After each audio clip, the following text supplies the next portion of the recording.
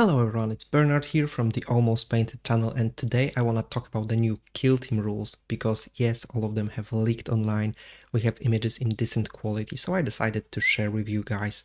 This time I made sure that my face won't cover the content, so if you want to read the rules by yourself, feel free to just pause the video and read them. Meanwhile, I'll be here to provide commentary on what changed from the previous edition, because this time it's not a full reset, it's more of a refinement cycle. So yeah, all the great rules from the previous edition are here. They are just a little bit polished, sometimes streamlined, sometimes just made better, which I'm all for, because the kill team already have been the best rules Games Workshop have made in recent years, at least in our opinion. So yeah, I'm really happy about it. Can't wait to play our first game. It hopefully will be very soon, because the pre-order of the kill team is already secured.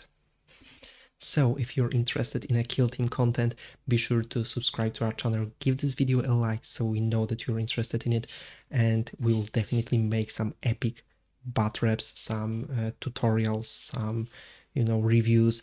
The Peter's Grand Boarding Action diorama / gaming board is just perfect for playing kill team. It's the right size, it's very thematic, very fluffy, so can't wait to play on there.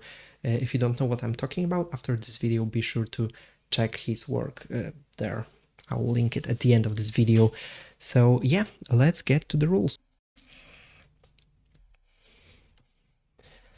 Okay, so the rules in the book are kinda all over the place, mainly because many things that are necessary for the game are tied to different missions, but I made notes, so I'll just tell you guys about the game preparation now. So in the battle setup, it all starts with a roll-off. Well, it starts with making your own kill teams like before, but when you're ready to game, you do a roll-off.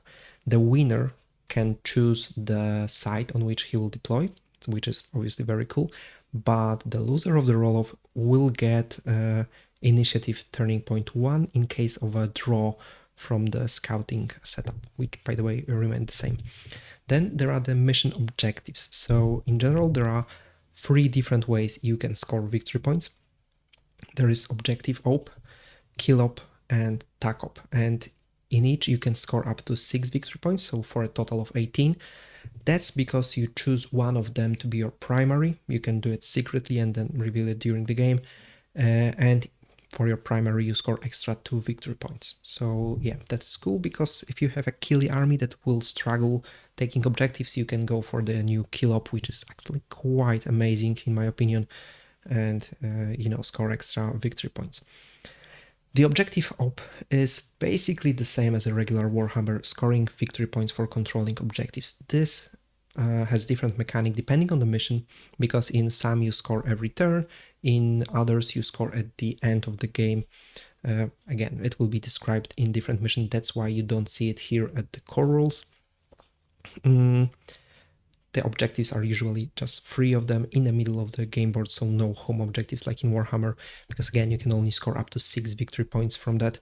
Then there is the kill op. There is a whole new table I'll show you guys, but basically depending on the size of your opponent's army, you score victory points for killing that many individuals. So if your opponent has a horde army that's easy to kill, you for example get 1 victory point for each 3 of them killed, and you also get 1 extra victory point at the end of the game if you scored more on the board than your opponent. So that's also cool. And then finally there's the regular tac op, which was the bread and butter of the previous edition. It is still here, but it's slightly changed. You only can choose from 1 tree, 1 archetype, even though the teams usually have 2 archetypes. You just pick one, and yeah, there are still 4 different archetypes in total. You just choose one and you can make it your primary also if you want so. Then you set up your operatives. All operatives starts with a conceal order, but you obviously change it at the beginning of the first turning point, and the players alternate in setting a third of their army. So the first player set up 1/3 of their army, then the second player choose his third of the army, and you don't need to divide them into the groups before the game. you can adjust it on the fly, seeing what your opponent is setting where, but still you set up a third of your army at a time. So there is that. And also before the game, you can choose equipment. It's completely reworked in that way that it looks more like an enhancement from boarding actions.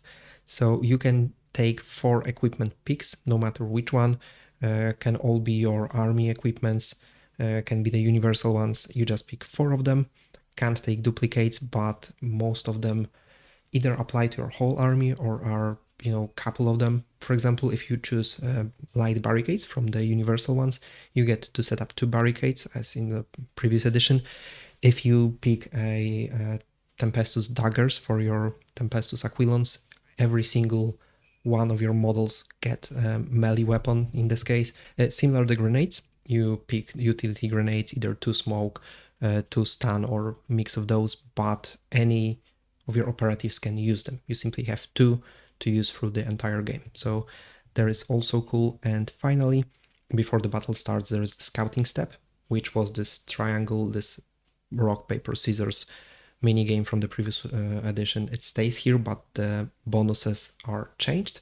So you can choose equip, which lets you take another equipment selection. The second one is free strategic ploy in the first turning point, and free is reposition, which is also nicely upgraded because instead of making a free dash move, you can make a full reposition move, with the caveat that you can't move farther than 3 inches from your deployment zone. So if you just wanted to push forward, it's the same as before, just 3 inches. But if you wanted to change position of your operatives, you get your full normal move. Then the battle starts, and as you can see here, that it starts with the strategy phase. There are 4 turning points still, by the way, guys. So at the initiative, well, in the first turning point, it depends on the scouting. In terms of a draw in the scouting step, the player who lost the first roll-off has the initiative. Then both players gain a CP in the first turning point, at least, because from the second turning point, the loser of the initiative roll-off gets 2 CPs, which is, I think, nice. And still, in case of a draw, the player who lost the initiative in the previous one gains it in this turning point. So again, very simple to the previous one, super cool. Then you can change your orders, and then you can start the firefight phase, which means making actions. Now, still depending on the order you have, you can either shoot or benefit from being in cover and therefore be untargetable. This is the same as it was before. Maybe the wording is a little clearer. Basically, if you have concealed, this operative cannot shoot or charge, but and can't counterattack, which is important because the counteract is a really great new mechanic. We will get to it in a second, but he's not a valid target while in a cover. And obviously, when you pick your operative, you can change his order. Then you're doing actions. You have action point limit on each operative. Usually it's 2. Space Marines, Eldars, and some leaders, they have 3. But you can't do any action twice. And finally, you can expand. So don't do any action, just skip a turn with a model. For example, if you don't want to expose someone, or you're waiting for your opponent to get closer, you can just pick a model and say he's not doing anything. Finally, the counteract, it's the new Overwatch, and I think it's great. It's one of the best changes, and Overwatch was already much better than in regular 40k. If your opponent still has models, operatives to use, and you already expended all your guys, you can do 1 action worth 1 action point, which is great because suddenly you're not forced to shoot because you may not have a target. You can, for example, tap an objective, do a mission rule, do a mission objective. Tremendous new possibilities. By the way, the shooting here, it no longer states it's at -1, which means it's still more lethal. The only restriction, as you can see, guys, is that you can't move more than 2 inches. So you can't use the counteract to, for example, run away to cover or closer to your enemy before your next turn. But still, it's great. More elite armies will especially benefit because they can still move, dash, shoot, be on an objective and know that during the counteract they will be able to secure it, for example. So I'm really for this change. It makes the game, even though it's still, turn-based game, much more even and dynamic. Okay, so the actions. The actions maybe change a little, slightly. For example, the normal move is now changed to reposition. It's the only change. It's called reposition. It still costs 1 action point. You just move your regular movement. Now the important thing is, like everybody know, they're going away of the shapes. They're sticking to inches, which is obviously great, but the goal of the shapes was to, limit the movement to be no less than an inch, and it stays here. You just had to apparently put an info that if you will move less than an inch, it still counts as an inch, which I think is very simple addition, very cool. Reposition action can't be done when you fall back or charge. Understandable. Actually, I don't think there is anything you can do with while falling back and charging. Regarding movement, you can't increase that movement. Now there is the dash action. This one is designed to increase your movement, so you just move extra 3 inches, but you can do it alongside reposition, or some heavy weapons have a limit that you can only dash and shoot with them. The only difference from the previous edition is that you can't climb during this move. So no longer, cheeky dashing on the higher level and then shooting, for example, with a heavy sniper rifle. But many heavy weapons, they have reposition with a shorter movement, I believe, so it will be okay. Then there's the regular fallback. It costs 2 action points, so for most models this is all they can do, just run away from a combat. You can't combine it with any movement type. Same with charge, but charge costs only 1 action point. And it's your movement plus 2 inches. It works just like a reposition, and again, you can't combine it with other movement type things, including dash. Then you have the pickup marker and place marker. Both are 1 AP, and they are usually the mission rules or some, planting mine, etc., which is very cool. Then we have the shoot action, and shooting works quite similar to previous edition, with a caveat regarding cover. You see, if you shoot an operative in a cover, if he has the conceal order, you can't target him unless you have some special abilities or you're on an advantage point as before. But if you're shooting operative with engagement and in cover, if the cover is provided by a heavy terrain, you can't score critical hits. All your critical hits are normal hits, and moreover, you must discard one of your successful hits. So that is actually quite huge. It gives a lot of benefit to being in cover, obviously, unless you're shooting from a vantage, or again, you have those special rules. But yeah, other than that, you have the regular roll your attack dice, and then the defender roll their defend dice. And still, even though you discard one of your hits and score no crits, if he's in cover, he can use a cover save, which means retaining 1 success for free. But still, the rest is as usual. Normal success can be blocked by a normal defense success. 2 normal success can block a critical success, unlike in combat. And critical success is needed to block a critical success. So crit blocks crit. Critical being on 6s, or in case of lethal, on whatever lethal you have. Yeah, but remember, if the opponent is shooting at you and you're in a heavy cover, he can't score crit, so it's much easier to save yourself. And then you just score damage based on your weapon. Then we have the fight. It works identical to before. You still need crit to save crit. You can't expend 2 dice to crit because you do it 1 by 1, basically. Some operatives can do 2 strikes at a time, which is cool, but yeah, you start... you basically pick your operative to fight, and then you resolve your first die.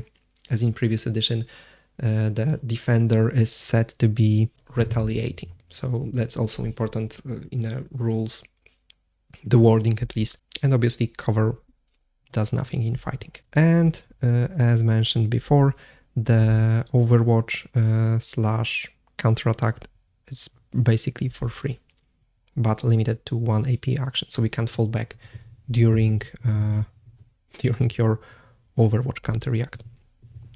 Now we have some key principles, so it's always worth reading. I believe that the cover is mostly the same, apart from the shooting thing, when it provides more benefit. You need to be within 1 inch of a cover, and the attacker needs to be more than 1 inch from the cover, and you just need to be able to either see the whole base, and in such case the target is in the open, unobscured, or if you can only see part of the base, he has the benefit of cover. So there is that. Okay, and the data cards. The data cards changed, at least visually. For example, you no longer have group activation. I believe it was so rare that it will be on individual models that have it. I think it will stay, but it's just now gone from the main design. You still have action point limit, as we can see that Pestor from the Aquilons, he has action point level 3, so he's actually quite nice. Also the invulnerable save, it's not mentioned in the core rules, so I guess if a model has invulnerable save it will be mentioned there. And everything else is still present here. The cute little thing is that at the bottom right corner of the datasheet, data card, you can see the base size, which I think is handy. It's kind of like on Wahapedia. Yeah, you have wounds, saves, movement in inches, and your weapons and your special abilities, special actions. So some cool stuff. By the way, I will do a separate video about Aquilons and the Vespids, probably day after this one, so tomorrow. Yeah, so this like regular commentary, the dice, distance, equipment, intervening, all the regular stuff. The keyword, the kill zone, again when the target is obscured. Operative orders, deploys. Deploys also stay the same. You can use each ploy, no matter if it's strategic or tactical, once per turning point, unless it's a command reroll. Then you can reroll as many times as you want, even in one activation, so it's not like in Warhammer. Then we have the order of precedence, which rules are more important, in which case, yeah, what roll-off is, token, visible, yeah, so everything as before. Now we have the terrain and movement, and this is also, I believe, identical to before, so still you have free 2-inch drop. By free, I mean if you're dropping up to 2 inches, it doesn't reduce your movement. So there is that. There are nice terrain types explained. So for example, heavy, this one is the terrain that blocks, that provides extra cover, so you can't score crits if you're shooting an opponent that's behind, for example, a bunker, which actually makes sense. Light cover does not give you that level of protection, so you can still score crits, just the person behind the light cover can retain 1 save. Blocking vantage point. Yeah, if somebody is on a vantage point, he gets a light cover. I believe he can't... so in this edition, on a vantage point, you get cover just for being on a vantage point, even if there are no rails around you, which kind of makes sense, because even if you duck, you're harder to see. And in return, the operative on a vantage point can target targets that are concealed if he's at least 2 inches above the ground, above the level on which those operatives are. Another cool addition is that ranged weapons get accurate 1 or accurate 2 if he's more than 4 inches above the enemy level. This is a new universal special rule. We will obviously get there, but accurate means you can retain dice as an automatic success. So accurate 1 means you get 1 automatic hit, accurate 2 means you get 2 automatic hits, which is cool. You can obviously choose to roll for them if you really need crits, for example. But yeah, it's another nice bonus for the vantage point, and I also believe that it will actually speed up the game. Yeah, so this also shows which terrain is insignificant, so you obviously ignore such terrain. Exposed means it provides no cover, and accessible means you can move through it with -1 inch to your movement. So here are different types of kill zones and different rules for city fighting. In the new Hivestorm, you, for example, have the door fight action, which means you can basically fight enemy that's further from you if you fight through door. Also, blast weapons are more dangerous when they are when they are thrown or shot into a locked ruin. But in the other hand, when you're attacking a model that's protecting a ruin, he gets to fight first, even though you're the attacker. I hope that this makes sense. Killzone Gallowdark remains, which is super great for us because we have this whole battleship being made, so I'm really happy we will be able to play on that board. Yeah, I believe the rules haven't changed that much, but honestly, I haven't read it yet. I was focusing on the new stuff. Killzone Beta Decima. Beta. Is also here. You can buy this box separately. It's always cool thing to change things a little, but yeah, I'm not a huge fan of it. I think most players are really not that fond of it, but the rules are here, so it's good to have some different options for playing. Okay, so here we have setting up the kill zones, how we do it. Yeah, the drop zones, the size of them, etc. Okay, here we have the weapon rules before we go to the missions. Yeah, here are the most changes, I believe. So for example, the new accurate rule means you auto-retain X number of shots. Super cool weapon. The blast is mostly the same, but if your primary target is in cover, the secondary target will also benefit from cover, even if he is out in the open, which kind of makes sense because it's supposed to show that the charge, the blast weapon is being stopped by the primary cover. Kind of makes sense.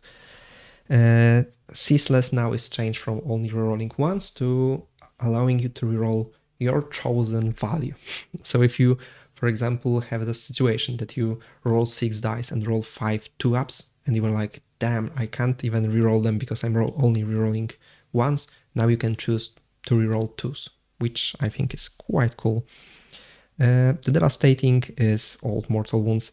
It's the same as it was, simply you inflict that damage by passing any saves. It can also have a distance, so Devastating with some inches. Yeah, so if the Devastating has an inch value, it's the Old Splash, which means it gives those wounds to all models in an area. Then we have Heavy, and this one was reworked quite well, it wasn't a huge rework, but kinda important and significant one, because each weapon will state how far the operative can move or what type of a movement it can do.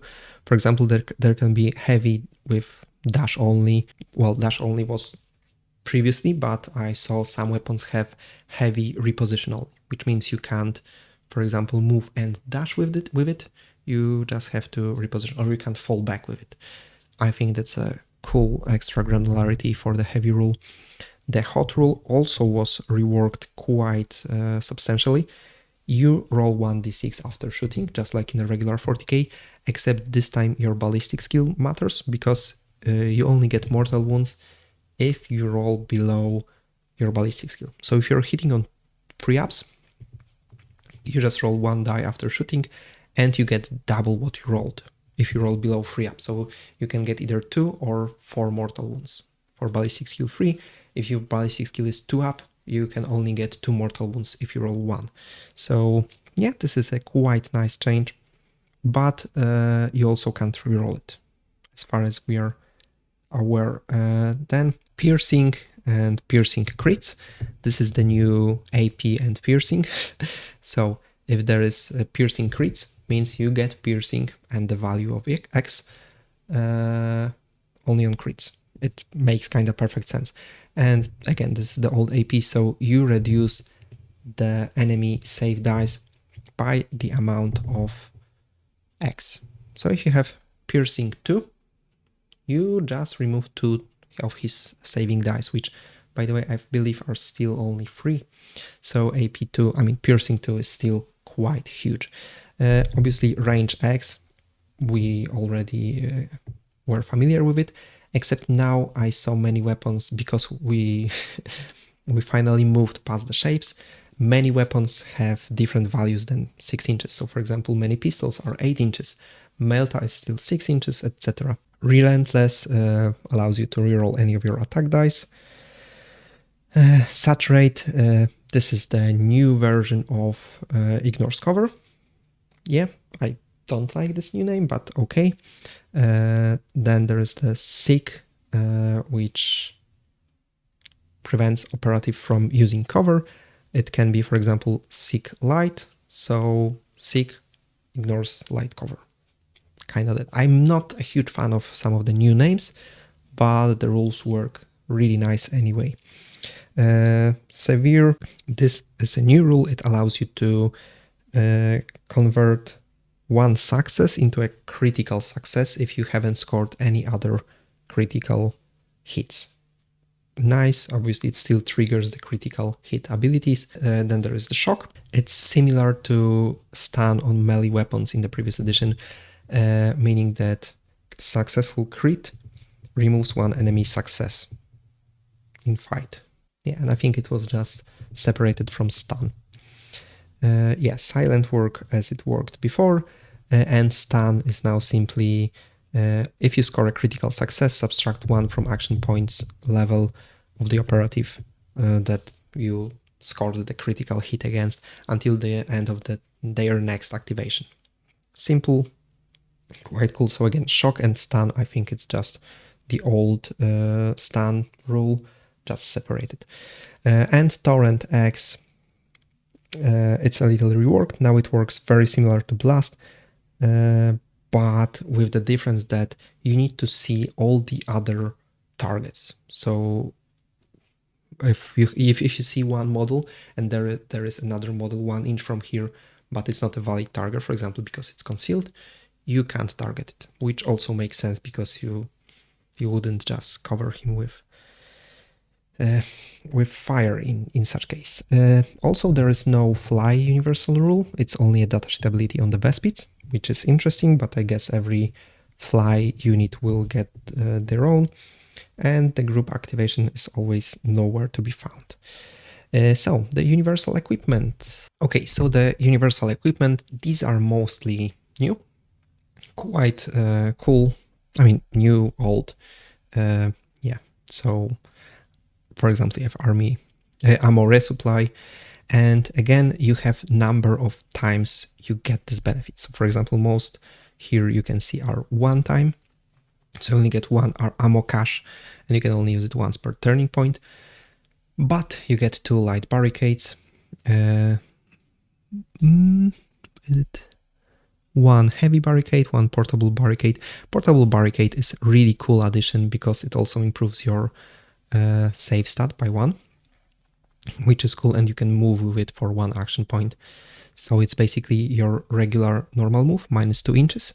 So sometimes I think it could be very, very cool idea to use ladders. They kinda replace their all how was it called, climbing rope, climbing equipment, something like that. But yeah, they're also quite nice.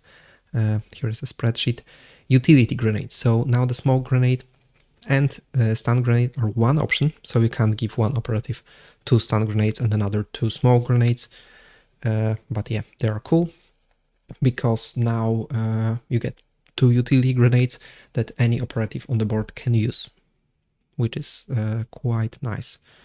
Yeah, and explosive grenades. So they are kinda limited because you get either 2 frag, 2 crack, or one of both, and you can only use that many of them. But again, any operative can use them, which I think is very, very good. You don't need to, think about giving a guy grenade and then you forgot about it, and then you remember, oh, the guy that's staying in the back, he has a crack grenade. Okay, so we will quickly go through the missions. I won't talk too much because I want to make this video quick, but again, feel free to pause the video and check out the missions if you want to play early. Tomorrow, again, I will try to upload the rules for the Vespids and the Aquilons. So these are the only rules that we currently have. So we will have to wait for the premiere to play with other kill teams. So yeah, the preliminary ops mission pack, this is the regular rules. You roll a die to determine either you have long or short edges. Here's the version for Gallowdark. And here are the operations, which means the mission rules, the point scoring. Here you can see the scoring table. And this is like a kill grade, means how many victory points you can get for it. You can get up to 5 victory points and then +1 if you have higher kill grade than your opponent. And I'm calling it kill grade instead of kills because if your opponent has an elite army and you have like a horde army, he needs to kill much more of your models than you need to kill his. So if he has up to 5 operatives for each kill, so 1, then 2, then 3, then 4, then 5, you get a victory point. But if he has 14, you need to first kill 3, then another 3, then 2, then 3, then 3. So yeah, there's this whole table. I think it's quite simple. It's quite nice. Another way of scoring points, making kill team really killy. I like it. Now we have the crit up, which is the way of scoring points on objectives, I believe. Yeah, because it's for each objective. So yeah, for example, you have loot and you have to do a loot action. And whenever friendly operative performs the loot action, you score 1 victory point, a maximum of 2 per turning point, which makes sense because you can score up to 6 victory points in total for each type of op. The first one, the secure, is if you have more than opponent, you score the second one. Okay, here we have joint ops. This is the co-op mission. I haven't read it, honestly, but I will just leave them here for you guys to read. So make a screenshot. Yeah, here we have the NPOs. NPOs are NPCs, basically, non-player operatives. Here we have the NPO types instead of particular individual models. So, for example, for an orc warrior, you will have a warrior. I believe there's an example here soon. But yeah, basically, you don't use the rules for the kill team you're using as your opponent. You just use the standardized version. And here are some mission for the co-op. Regular setup and Killzone Gallowdark. Quite nice. Oh, here you have, for example, if you want, okay, Orc is tough, same as Chaos Demon. Yeah, and here we have some multiplayer missions. Again, feel free to just pause it and read. Gallowdark version. Operations, again, for multiplayer. And here we have the data cards. We can see that the, equip beats ploy. So if you pick equip and your opponent picks ploy, you get to move first. If he picks ploy and you pick reposition, he gets to move first. And again, reposition beats equip.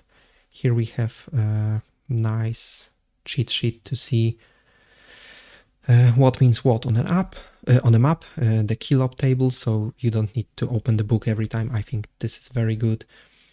Yeah, some primary. Yeah, there are also the tac ops depending on your kill team type. So here, for example, you can see some recon, seek and destroy, security, and infiltration. Here you have the game sequence. Again, very cool thing for the game to make everything easier. Okay, so here you can see the battle setup. This is, I believe, what I said at the beginning, so I won't read it again. Okay, here are the maps for Beta Decima. Non-specific kill zones. Again, 3 objective markers on almost all of them. The Beta Decima are quite different to what we were used to, so I think that they are now much more balanced, so at least this is a good thing. And the Volcus one, the new terrain. And marker token guide, so you can see the different tokens. All in all, I think the rules are great now. Again, they're very similar to what they used to be, just simply polished and refined, and this is exactly what I think we all wanted from them. Really nice additions. We will talk soon about the different operatives, because we know about those 2 teams that are in the starter, in the dossier.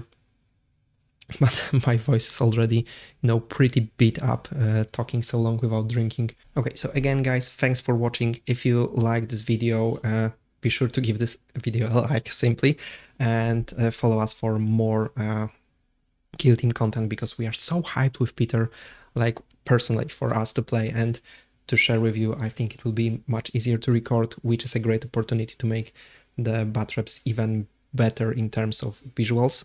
Like, we don't want to overdo them with special effects, etc. We just want to make them clear to follow and quite fast without, all the unnecessary clutter. Be sure to check Peter's video about the ship. It will probably appear somewhere here. And subscribe to check tomorrow's video about those 2 new kill teams. Maybe it will be even sooner. Again, thanks guys for watching. Have a great day. Bye bye.